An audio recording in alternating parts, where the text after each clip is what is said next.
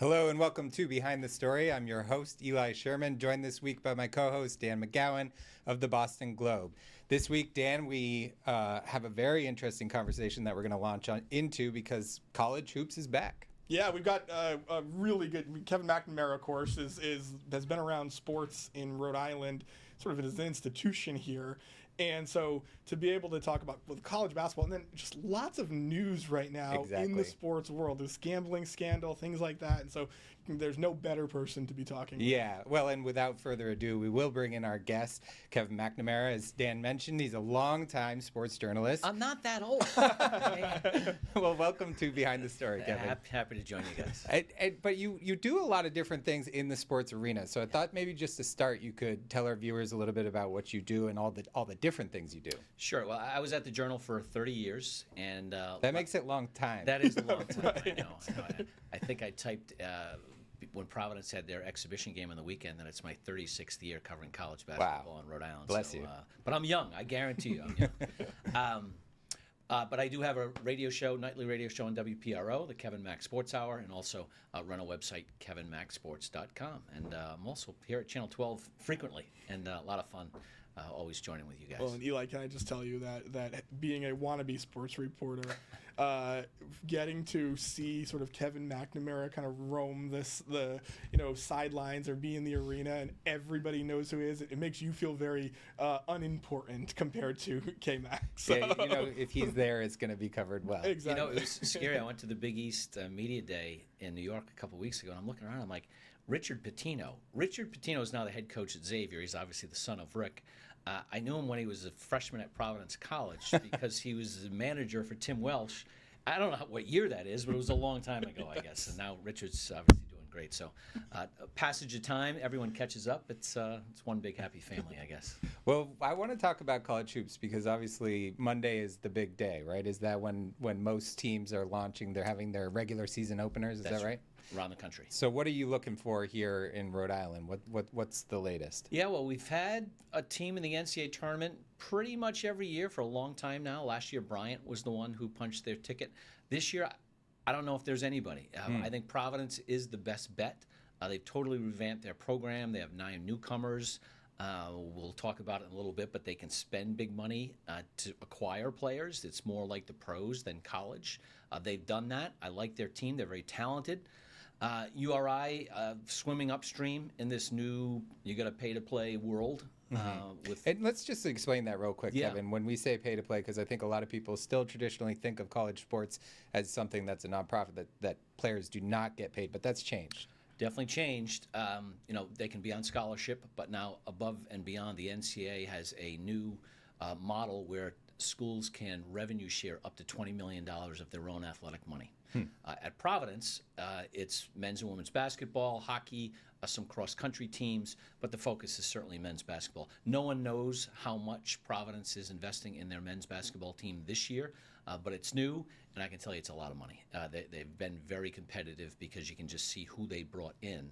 And again, 9 new players. Just to be clear, when you say it's very competitive, I mean, when we go to the AMP Monday night, will there be a player on the court making $1 million this year? Multiple players. Multiple players, yes. Wow. Yeah.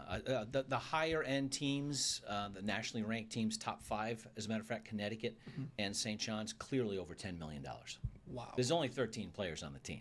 Right. So it's big money. There's no two ways about it. So when you say a team like URI is swimming upstream, is that just because it's a state university, and PC's got more private dollars to spend on this? Like, what's the dynamic there? Yeah, it's both fundraising, and Providence fundraises at a different level than a URI, and also their willingness to invest. Again, the schools have a $20 million cap. At Alabama, I think probably about 17 is going to football, so a little less. Where at the Big East schools, where men's basketball is the #1 sport, they do have some freedom to spend, and certainly that's happening around the league. Do you, when you look at this Providence team, you said a bunch of new players. Usually, right, traditionally, in the way we think about college sports, we would say we'd write a team off we'd write that team off, right? Sure. We'd say, oh, that they're probably going to be a rebuilding or something like that. But there's a lot of hype. I mean, I think the coaches picked them to finish 4th in the conference. So, I mean, how good could this team be? Yeah, I think they can be 4th in the league. I think that's high end. I do think if I had to pick them right now, I'd say more 5th or 6th, but it's basically the same thing. If they can finish above 500 in this league, they'll be back in the NCAA tournament, which they've missed for 3 years in a row now, 2 years in a row now. And I think that's always the goal of Providence, is to get to the NCAA tournament. I do like their transfers. They have 3 graduate guys, I guess you'd say. They've already graduated from other schools, so they'll come to Providence for just 1 year. One from Georgia Tech, one from Vanderbilt, and another from Central Florida. So high-end, proven college basketball players in proven conferences, and that's exactly what Kim English was looking for when he went out. I call it the waiver wire. They call it the transfer portal, but for pro sports fans, it's free agency. Wow, it's totally an absolute change in what most people think about college sports.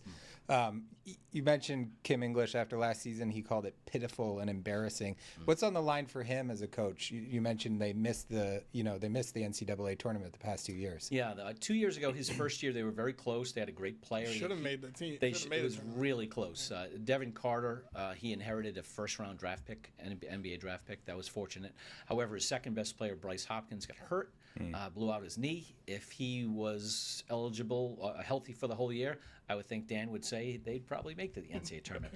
Last year, Bryce only played 3 years in his recovery. That was a cloud that I think ruined the entire season, in all honesty. They also made some mistakes in the transfer portal last year, so they did not have a good year. Year 3, to answer your question, Eli, it's NCAA tournament or bust. If they don't make the tournament this year, there'll be an awful lot of discontent. Not only because it's been 3 years in a row, but also because they've invested an awful lot of money in this team. There's some concern at URI about Archie Miller's future, right? Because they've had a couple of years of struggles. But I guess I'd ask you both, how on the hot seat is Archie Miller? And then if Providence does have a rough year, would Kim English potentially be on the hot seat? I don't think so at Providence, only because it's year 3, and I think it's a 6-year contract. So that's a sizable buyout. A lot of money, yeah. Archie Miller signed a 5-year deal. This is year 4. So, I think certainly if you had to pick one of the two who needs to win to retain his job, I'd say that's more of a situation at URI. All right, well, I think we're going to leave it there for right now, but lots more to cover. And when we come back, we're going to be talking a little bit about illegal gambling, a little bit about the mafia, and a little bit about game ringing. Stick with us.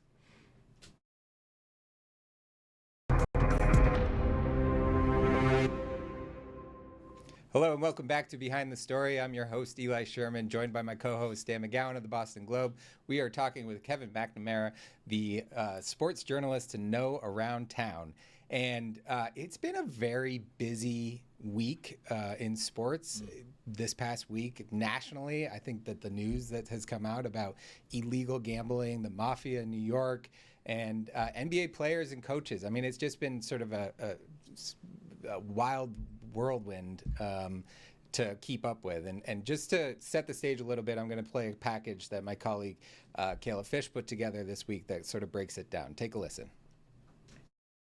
Tonight to what the FBI calls historic illegal gambling indictments. Thank you for joining us. I'm Mike Montecalvo. And I'm Shannon Heggie. Today, federal officials charged current and former professional basketball players and an NBA head coach, saying they raked in millions through sports betting and rigged poker games with ties to the mafia. Several former Celtics players were among those arrested. Kayla Fish joins us with a glimpse behind the scenes at how these schemes work and what some say today's indictment means for the sports betting industry. Kayla? I spoke with our law enforcement analyst who spent years undercover with the mafia, as well as a professor at Providence College. While they have different backgrounds and areas of expertise, both told me the news of these groundbreaking indictments didn't come as a surprise to them. In my opinion, it's been going on for years since legalized gambling. 12 News law enforcement analyst Stephen O'Donnell knows firsthand how organized crime families operate illegal gambling rings. I was a bookie for the Wise Guys in the early 90s. While working undercover with the state police to infiltrate the mob, O'Donnell says he learned about schemes like those described in Thursday's FBI indictments. And next thing you know, you get hooked into something like a poker game, as simple as that is, which may be legal, but it's a setup. And then you lose your money, and then you might not be able to pay that kind of money, and next thing, your business is compromised, your family may be compromised, because you have to pay. And if you don't, you may commit some other crime to pay them back. So you don't need to know anything about the NBA to hear things like the FBI, the NBA, the Mafia, New York, to know that there's a lot going on here. Yeah. And I just wonder what, from your perspective, what within the NBA, what factors make it vulnerable to this type of alleged illicit behavior? So this is a deep story. There's an awful lot here. First of all, this is not news to anyone who's followed really sports or especially basketball. This goes back years and years. In the 50s, this was a huge story in New York City. College basketball was literally corrupted by the mob. In this case, Terry Rozier was a former Celtic. He's at the Charlotte Hornets, and clearly get in over his head. Since the story broke, it came out that he owed the IRS almost $8 million. Now, this is someone who makes over $20 million a year. So $140 million in his career, I think. But he's not going to put much of a dent into an $8 million tax lien in a card game or with sports betting. Now, sports betting has changed it. That sports betting is legal basically coast to coast has changed things because players, not only in the NBA but also in college, now can give tips to associates, gambling associates, based on their potential stats in a game. That's a game changer. That's new, and that is not going away.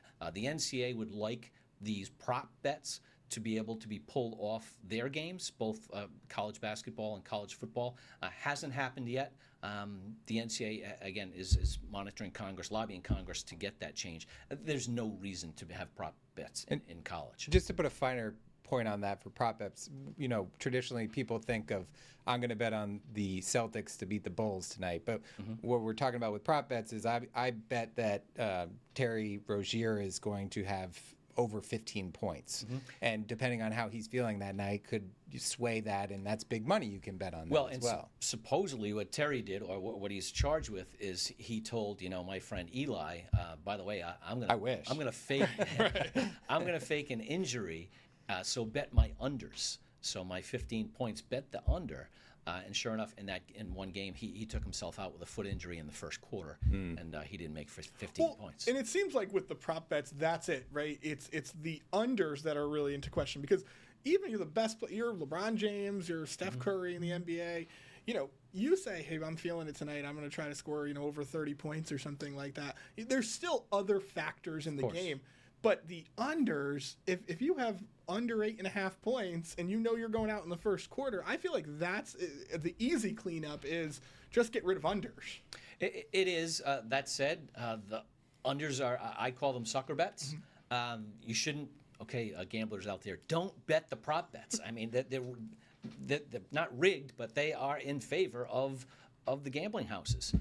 That said, they make a lot of money, and these, companies are in bed with the NBA, the NFL, and whatnot, and ESPN Bet, right? It's right there. I mean, go ahead. Well, I was going to say, let me ask you about that, because I think that's one of the fascinating things, the way sports has they've embraced it. And sports media especially have entirely embraced it. And I think about this, look, I've liked to place a wager on sports for a very long time, and have been involved, have been able to do it for, you have a friend, you can do this, that kind of thing, right? Now it's legal, so it's very, it's sort of out there. But I'm curious, as a journalist, could always get the lines for a game in the paper. Sure. But as somebody who, talks about this every night, how much is gambling sort of changing the fan experience? It's changed it dramatically. The Celtics openly say that Joe Mazzulla likes to shrug it off, but it's probably on an almost weekly, certainly maybe even every game basis, where there's someone behind the bench yelling at him, put Tatum back in. Well, that's because Tatum hasn't hit a number. Hit a number. You know, he has 26 points. His over is 28. You know, that type of thing. So it's very active. It just for college, and I know, you know, college. We just talked about the college kids are making a lot of money. They're basically pros. That said, the college schools would like to get out of that business, which is understandable. Well, now, there's two things going on. The Terry Rozier thing is legit. The Chauncey Billups and the card game and the FBI is just let's write the screenplay. Right, that is out of a this is a movie. home Really run. is. Yeah. Yeah, they got people communicating from inside the room to outside the room to back in the room. Right. People wearing counting the special cars. contact lenses. It's wild. Unbelievable. And Chauncey Billups is the head coach of the Portland Trailblazers. He's in trouble for two things. I don't think he'll ever coach in the NBA again. Is he in the Hall of Fame? He is. Yeah, he's a Hall of He's in the Famer, Naismith yeah. Hall of Fame. Yeah. I mean, he was a great player. He was. He did two things. He was taking part in these illegal card games, which I don't think anyone was hurt besides the people who showed up and lost their money. And Chauncey was basically, they called him a face card. Right. Hey, would you like to play a poker game with Chauncey Billups? So he attracted players. That's how you are too. I say I come play cards with sure. you. We'll play cards anytime. No problem. We actually have you on the show so people will come watch Yeah, it. that's right. He also told, you know, again, his gambling associate friends, we're tanking the rest of the season, so we're not going to play our best players, and which basically happened a couple of years ago in Portland. He's in more trouble for that than the card games. But you speak about the college sports because this is how I've really been thinking about it since last week. It's like, yeah, there's a lot of these elite college players who are probably making money because of these changes in the rules. But what about those, you know, fourth, fifth player, you know, first man off the bench who might not be getting that money that those top players are? It seems like there's a lot of incentive Or the kid to at take Bryant, a fall. for example, that's playing big time basketball, but not making $1 million a year, right? No, you guys are absolutely right, and you may not be aware, but there's an ongoing pockets of federal investigations that have broken in the last year and a half, 2 years. Eastern Michigan, Iona, I think Fresno State. Those are kids who do not make much money beyond their scholarship, and they've gotten in trouble with sports gambling because it's legal and it's everywhere. And you think about how many people they come in touch with on a given day on campus, in their communities, who say, hey, you know, want to make an easy 5-10 grand, beat the spread tonight against Montana State. Right. All right. Well, that is all the time we have, unfortunately, Kevin. But for everyone who loves sports and wants to follow along for college hoops or any other sports, make sure that you're following Kevin McNamara because he just does excellent work. Thank you so much for being on the show today. My pleasure. And on my radio show, we talk sports gambling every night. Because I don't know if we're helping or hurting, but it's not going away. I can guarantee you that. Yeah. All right. When we come back, the stories we wish we wrote. Stick with us.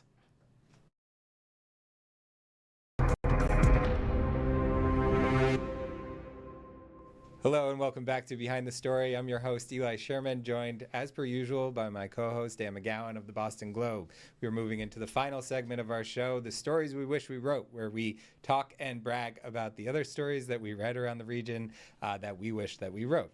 And Dan, you had some fun ones this week. Why don't you take it away? Yeah, Rhode Island Monthly columnist Ellen Lieberman, who we've talked about on the show before. She's excellent. Does great work. Has a really good column about kind of the entire housing crisis that Rhode Island faces, but she specifically took a look in through the lens of Narragansett, where they're having, you know, an interesting battle. You've got a bunch of Democrats down there that kind of want to be seen as pro-housing growth, but they're facing a lot of pushback from constituents, so they're trying to balance that.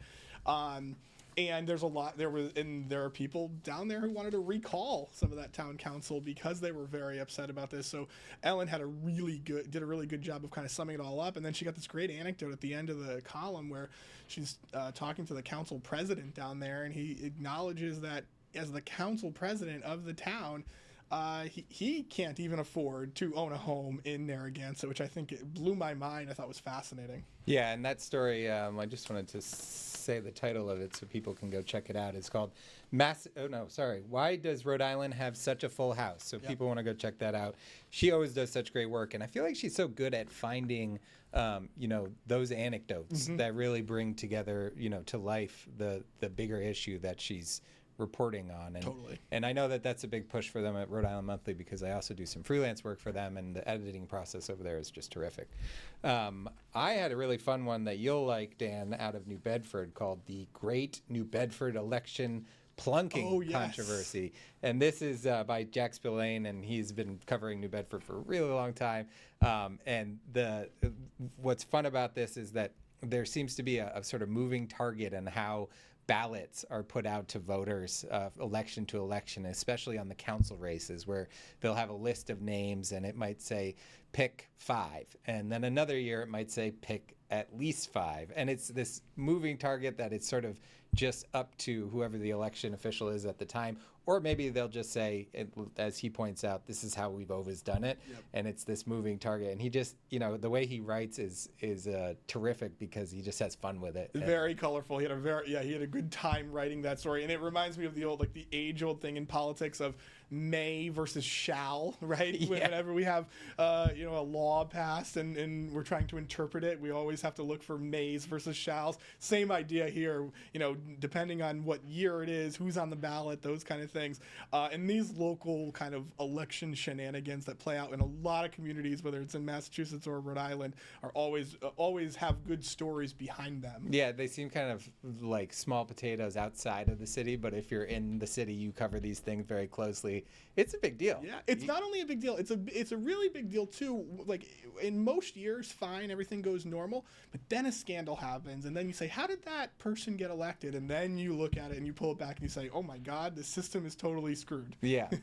The next one you had was massive schools plan proves hard to pin down. Yeah, and this is the Providence Eye, which is a kind of, I think you had Phil Isle on a couple of weeks back, and he's sort of an editor there. This is a kind of nonprofit news organization that has popped up that's doing a really good job covering Providence. And Jonathan Howard has this great story about the really complicated process of all the school construction that's happening in Providence right now. Now, it's sort of tinged with a little bit of opinion or analysis that is, I think, highly skeptical of the leadership, both at the state level and the city level, in terms of all the money and the decisions that are getting made going into the school construction. That being said, it's just a really interesting analysis, and it is absolutely true that this moving ball of $1 billion being spent over the next decade in Providence schools, some days it looks like you know exactly what's happening, and the next day it gets completely changed. And so I was really glad to read that story, and I highly recommend it. Yeah, I'm always a sucker for bond building stories, always, because it's these huge votes that we take on terrible amount of money, and then you sort of forget about it and what happened to it. And so I love when people dive in and try and get a good, clear picture as to what's going on with them. That's just about all the time we have. I had one last shout out, which was Police Chief Clarifies Speed Camera Hours by John Baker, looking at Pawtucket speed cameras and what people should know about them. No, you can't get a ticket off school hours, which is a question that always comes up. But that's all the time that we have this week, folks. Make sure you come back next for another great reporter and news on that. For these episodes, you can find them on our website, WPRI.com, and on YouTube. You can also download this as a podcast wherever you get your podcasts. But for now, for Dan McGowan, I'm Eli Sherman. Thanks for watching Behind the Story.